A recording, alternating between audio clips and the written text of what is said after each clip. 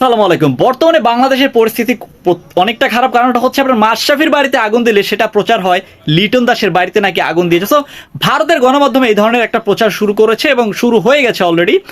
কারণটা হচ্ছে ভাই লিটন দাসের এবং মাশরাফির ধর্ম দুইটা আলাদা, এবং সেক্ষেত্রে আমরা চাই ভাই সবসময় নির্বিশেষে ভাই ধর্ম বর্ণ এগুলো কিছুই না, আমরা চাই সবসময় সবাই একসাথে মিলেমিশে থাকতে। সো এখন কি হচ্ছে না না হচ্ছে সেটা হচ্ছে প্রত্যেকটা আপনার যারা কিনা বাসায় বাড়িতে বাড়িতে আগুন দিচ্ছে, মাশরাফির বাড়িতে আগুন দিয়েছে, সাকিব আল হাসানের একটা প্রতিষ্ঠানে আগুন দিয়েছে, এবং বিভিন্ন ধরনের আগুন দেয়া দিয়ে চলতেছে। এবং রুবেল হোসেন প্রকাশ করছে যে ভাই এতদিন যা যা চলতেছিল সব বাদ দেন, এখন রিস্টার্ট করেন। এবং ইমরুল কায়েসও মানে এমন এমন কিছু কথা বলছে যেটা কিনা আসলে আমাদের মেনে নেওয়া যাচ্ছিল না, এবং আস্তে আস্তে অনেকগুলো কথাই বের হচ্ছে যেখানে কিনা এতদিন পর্যন্ত যা যা সব কর্ম অপকর্ম বলেন আর যা কুকর্ম বলেন না কেন সবকিছু আস্তে আস্তে বেরিয়ে আসছে। সো এখন থেকে নাজমুল হাসান পাপন বলেন, তারও অনেক ধরনের দুর্নীতির খোলস বের হচ্ছে আস্তে আস্তে করে, সবকিছু আস্তে আস্তে করে বের হচ্ছে ভাই।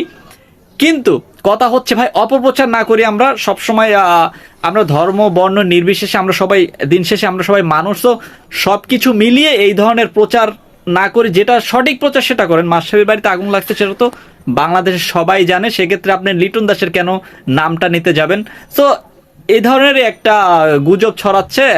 সো আমি চাইবো যে ভাই সঠিক নিউজটা দেন, কারণটা হচ্ছে এখনই দরকার। এখন সবসময় আমাদের ভুলভাল নিউজ পড়ে থাকলে হবে না, আমরা সঠিক নিউজটা প্রচার করার জন্য চেষ্টা করব। সো এটাই হওয়া উচিত এবং এটাই করা উচিত। সো এখন কথা হচ্ছে আপনি কি মনে করেন এগুলো একটা গুজব না ছড়িয়ে আমাদের সব শেষে মিলিত হয়ে দরকার না, সবাই একসাথে একসাথে আমরা মিল হয়ে কাজ করব। সো বিষয়টা হচ্ছে ভাই কেউ ভুল বুঝবেন না, এবং অবশ্যই ভিডিওটি যদি ভালো লেগে থাকে চ্যানেল সাবস্ক্রাইব করে পাশে থাকুন। ধন্যবাদ।